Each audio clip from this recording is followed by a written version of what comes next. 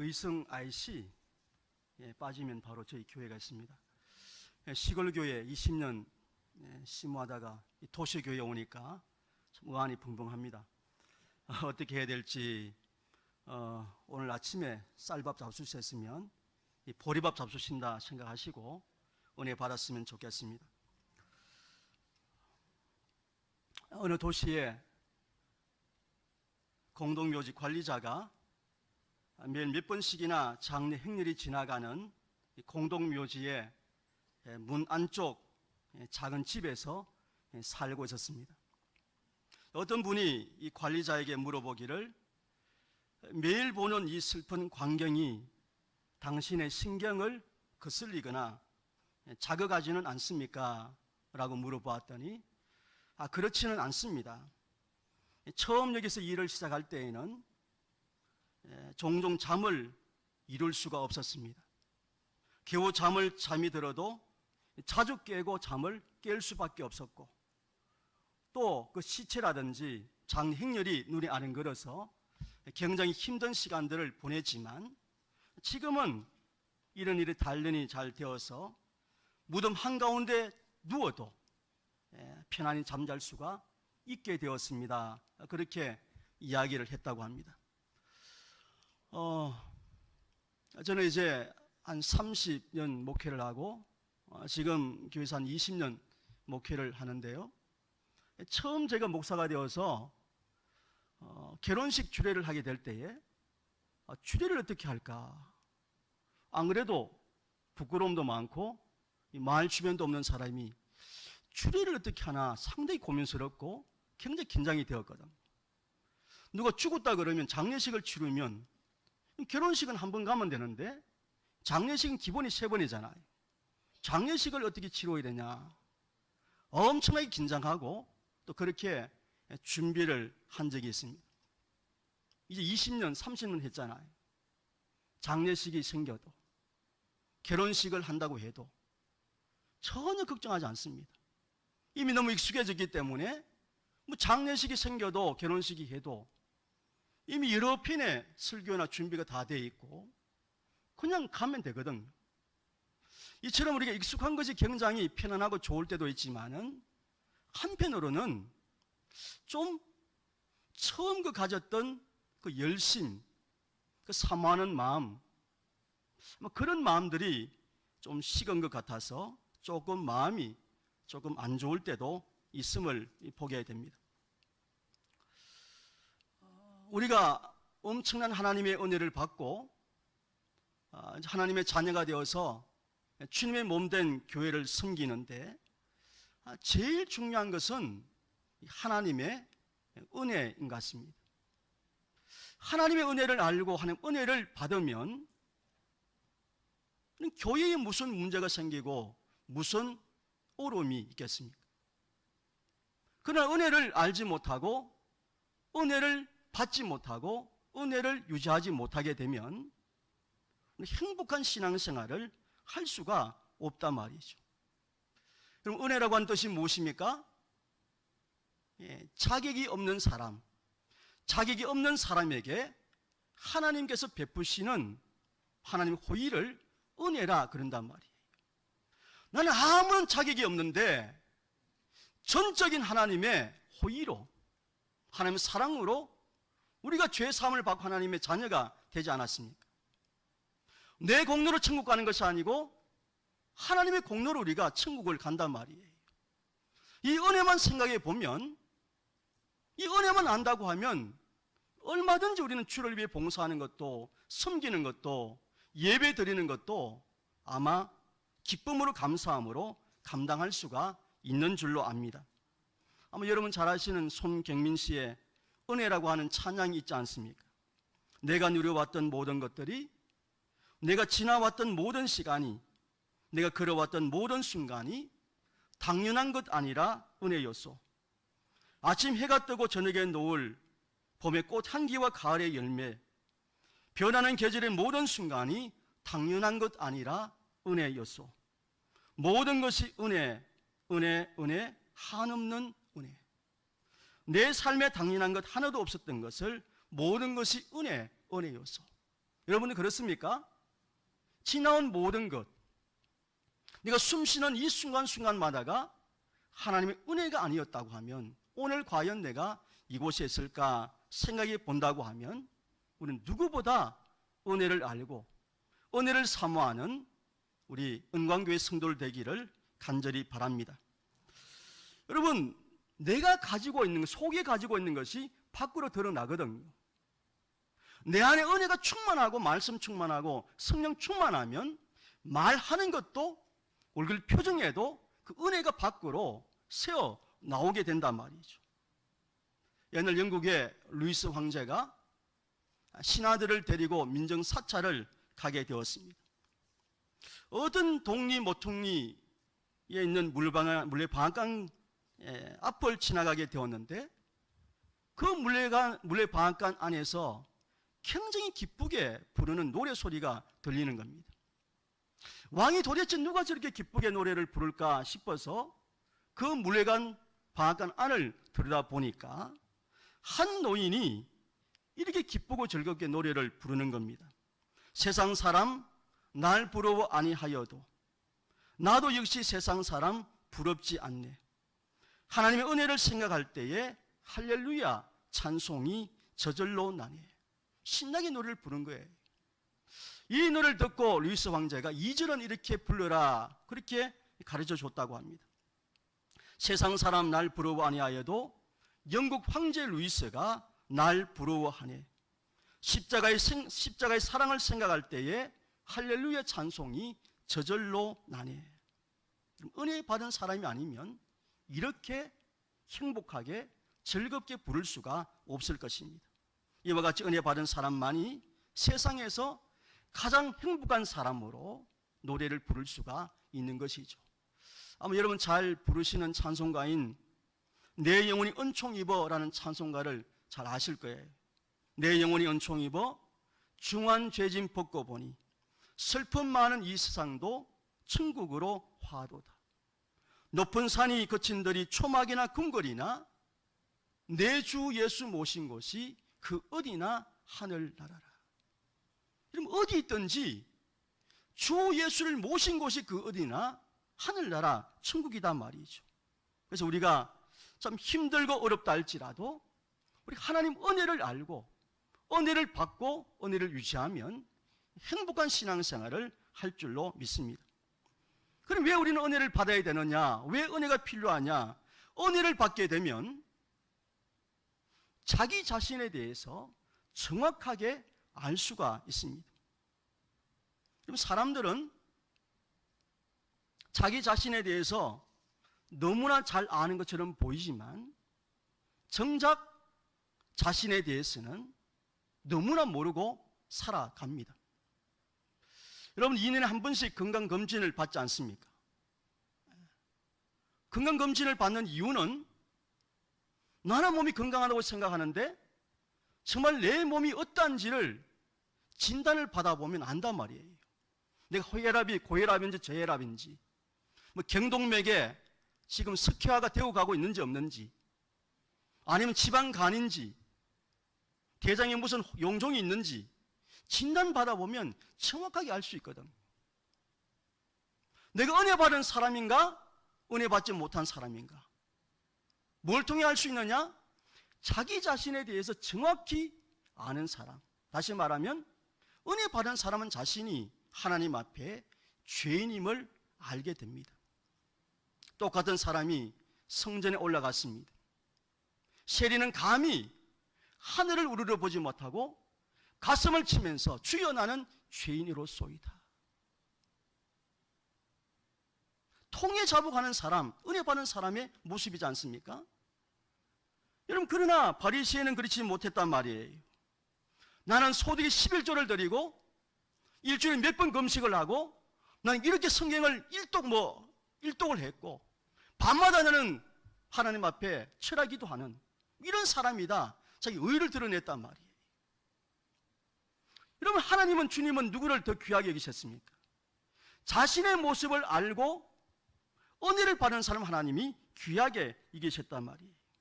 은혜를 받으면 자신이 부족한 죄인임을 알고 더 겸손한 삶을 살게 되어집니다. 그러면 사도 바울이 몇 차례의 선교 여행을 떠났고 수많은 사람을 전도했고 많은 교회들을 세우지 않았습니까? 그런데 여러분, 사도 바울을 보십시오. 시간이 지나면 지날수록 점점 겸손해지는 모습을 보게 됩니다. 이 고린도전서 읽었던 고린도전서는 바울이 3차 전도 여행 때에 에베소에서 썼던 성경이단 말이에요. 오늘 9절 말씀에 보면 이렇게 말씀하죠. 나는 사도 중에 가장 작은 자라. 나는 하나님의 교회를 박해하였으므로 사도라 칭함 받기를 감당하지 못할 자니라. 나는 사도 중에 가장 작은 자라 그랬거든. 시간이 좀 더 지나서 1차 투 옥중 서신 중 하나인 에베소서 3장 8절에 보면 모든 성도 중에 지극히 작은 자보다 더 작은 나에게 이 은혜를 주신 것은, 모든 성도 중에 지극히 작은 자보다 더 작다 우리 표현하잖아요. 그럼 로마 감옥에서 1차로 석방되었을 때에 적었던 디모데전서 1장 15절에는 한번 따라할까요? 죄인 중에 내가 괴수라. 죄인 중에 내가 두목이단 말이에요. 이러면 사도 바울이 얼마나 많은 사역들을 했습니까? 얼마나 많은 귀한 선교 열매를 맺었단 말이에요. 모든 사람 존경하고 인정하는 사도 중에 사도였지만 그는 신앙생활을 하면 할수록 점점 더 겸손해지고 점점 더 낮아지는 모습을 보게 된단 말이에요. 처음에는 나는 사도 중에 작은 자라 그랬거든. 그 다음에는 모든 성도 중에 지극히 작은 자보다 더 작다 그랬다가 마지막에는 나는 죄인 중에 괴순이라, 죄인의 두목이단 말이에요. 이런 배는 익을수록 고개를 숙인다라는 말이 있듯이 은혜 받은 사람의 특징은 겸손하고 자기 자신이 하나님 앞에, 사람들 앞에 얼마나 부끄러운 죄인인가를 아는 사람인 것입니다. 옛날에 고집센 사람 한 사람과 똑똑한 사람 한 사람이 한 고을에 살았습니다. 오늘 이 두 사람이 대판 싸움을 벌이게 되었는데 뭐 때문에 싸우게 되었느냐? 이 고집센 사람이 이 구구단 가지고 싸우는 거예요. 4,7이 얼마예요? 28이죠. 이 고집센 사람이 4,7이 27이라고 주장한단 말이에요. 똑똑한 사람이 말하기를, 야, 바보 같은 놈아, 4,7이 우리 27이고 28이지 그랬단 말이에요.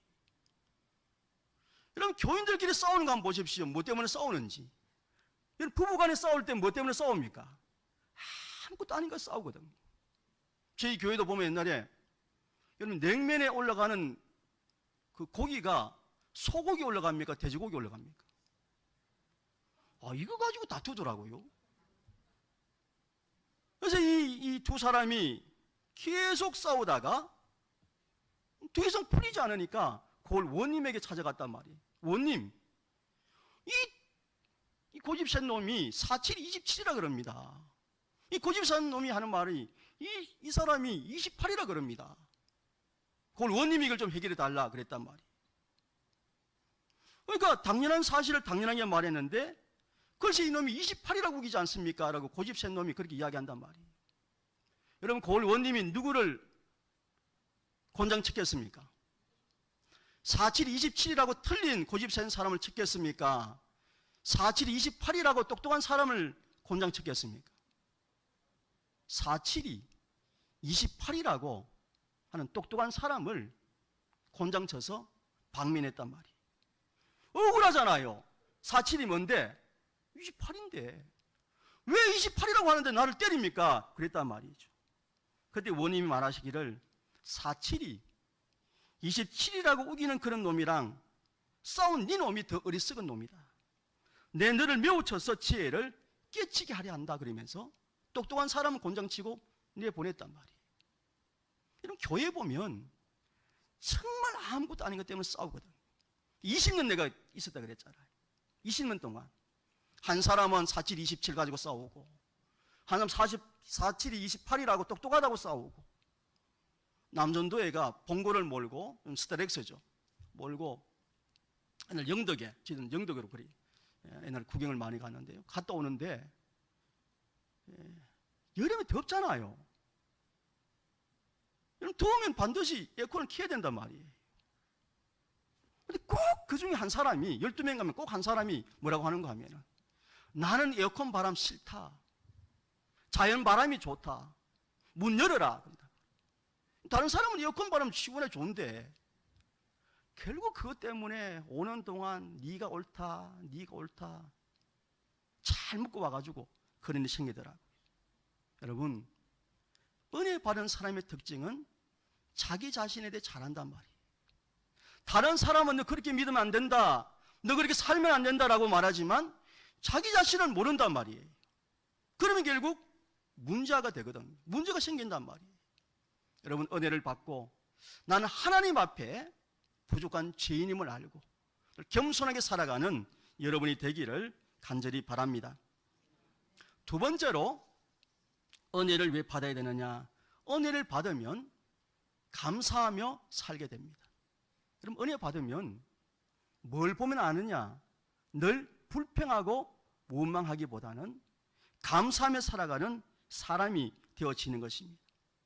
오늘 10절 말씀을 보면 이렇게 말씀하죠. 그러나 내가 나 된 것은 하나님의 은혜로 된 것이니 내게 주신 그의 은혜가 헛되지 아니하여 내가 모든 사도보다 더 많이 수고하였으나 어떻게 해요? 내가 한 것이 아니요 오직 나와 함께 하신 하나님의 은혜로라. 사도 바울은 디모데전서 1장에 이렇게 고백했거든요. 나는 비방자요, 박해자요, 폭행자였다.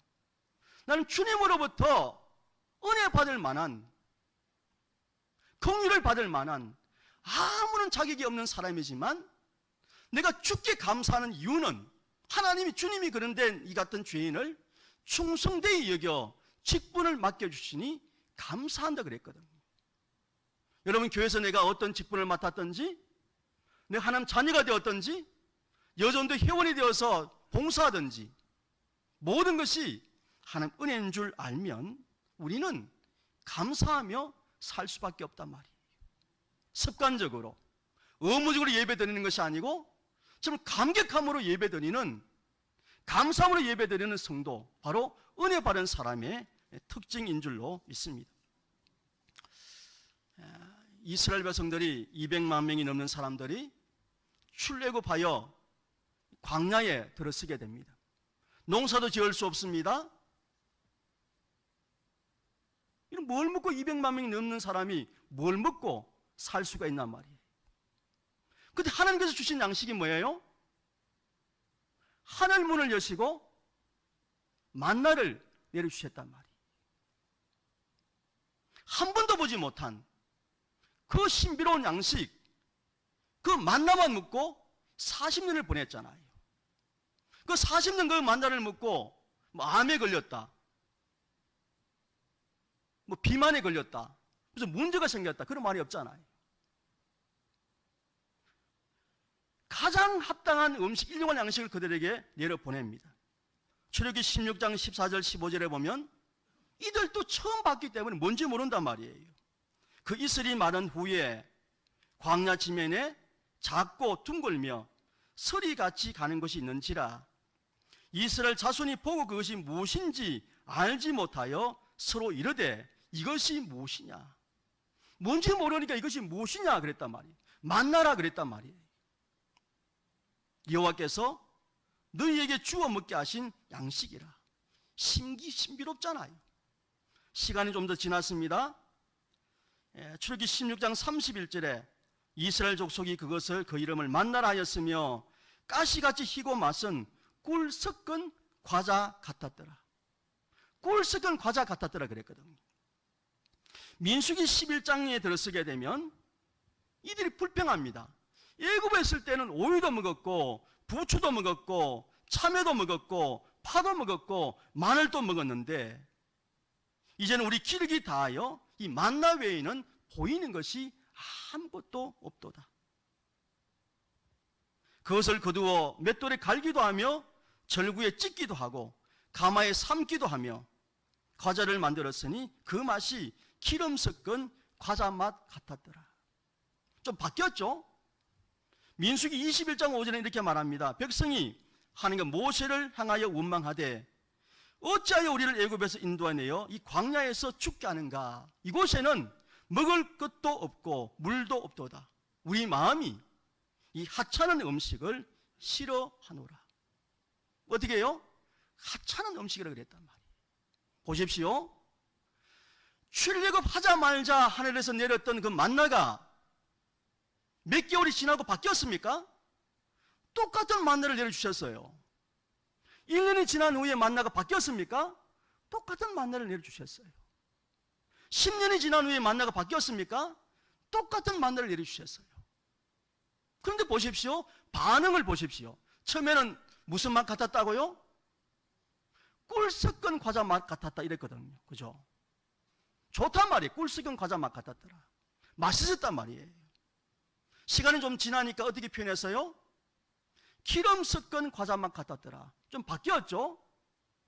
또 시간이 좀 지나니까 어떻게 말했습니까? 이 하찮은 음식을 싫어하노라.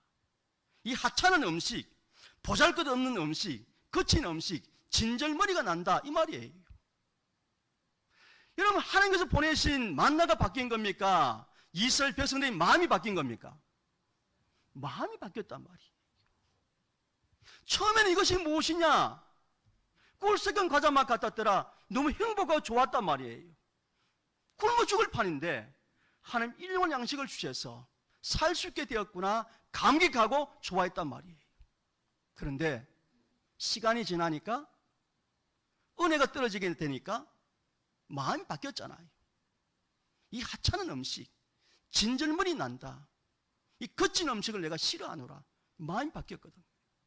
여러분, 우리는 은혜의 보좌 앞에 담대히 날마다 나가는 은혜가 있어야 됩니다. 은혜 받지 못하면 나 같은 죄인이 구원받아 천국 백성 되었는데 그 감격, 그 은혜, 그 기쁨 다 잃어버리게 되고 은혜 땅에 쏟아버리게 되면 감사하며 살지 못한단 말이에요.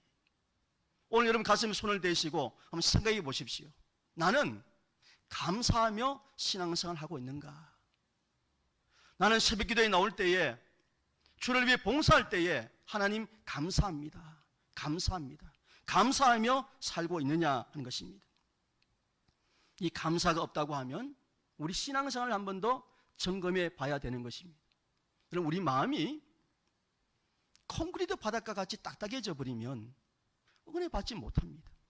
하나님께서 성도들에게 은혜를 받도록 하기 위한 은혜의 방편을 세 가지 주셨거든요. 첫째가 하나님 말씀, 두 번째가 기도, 세 번째가 성례거든요. 성찬식, 세례식을 통해서 은혜 받도록 하기 위해 세 가지 은혜의 방편을 주셨단 말이에요. 그럼 씨 뿌리는 비유를 보십시오. 똑같은 씨앗을 뿌렸는데 좋은 땅, 옥토 땅에는 30배, 60배, 100배의 결실을 거두잖아요. 그런데 길가에 떨어진 씨앗, 가시떨기 밭에 떨어진 씨앗, 돌짝밭에 떨어진 씨앗은 자라는 것 같았다가 힘이 없으므로 다 말라 죽어버린단 말이에요. 오직 좋은 땅에 떨어진 씨앗만이 30배, 60배, 100배의 결실을 거두거든. 우리의 묵은 땅, 우리의 완악함과 교만함으로 똘똘 뭉친 이 굳은 마음들을 하나님의 말씀으로 갈아엎지 않고는 은혜 받는 심령이 되지 못합니다. 하나님의 말씀은 불 같지 아니하냐? 모든 것을 깨뜨리는 바위 같지, 모든 것을 깨뜨리는 방망이 같지 않냐? 이 말씀이 있잖아요. 하나님의 말씀은 살았고 활력이 있다 그랬거든. 그럼 하나님의 말씀을 아멘으로 받아들이고 믿음으로 순종하게 될 때에 여러분 심령의 문이 활짝 열리게 되고 은혜 받는 심령이 될 줄로 믿습니다. 우리 속 사람이 바뀌어야만 우리는 은혜 받는 사람이 되어서 감사하며 살아가는 복된 삶을 살게 될 줄로 믿습니다. 마지막으로 우리가 은혜를 왜 받아야 되느냐? 은혜를 받게 되면 저절로 충성하게 됩니다. 제가 설교 몇 분이 시작했습니까? 너무 빨리 끝나도 그렇고 너무 길어도 그렇고. 그럼 10절 한번 보십시다. 10절 우리 같이 한번 읽어볼까요? 10절 시작.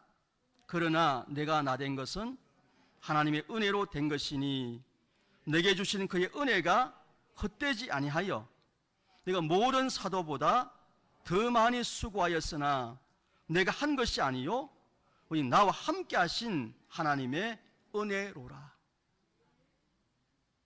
아멘이시죠? 은혜 받으면 헌신하게 되고 충성하게 됩니다.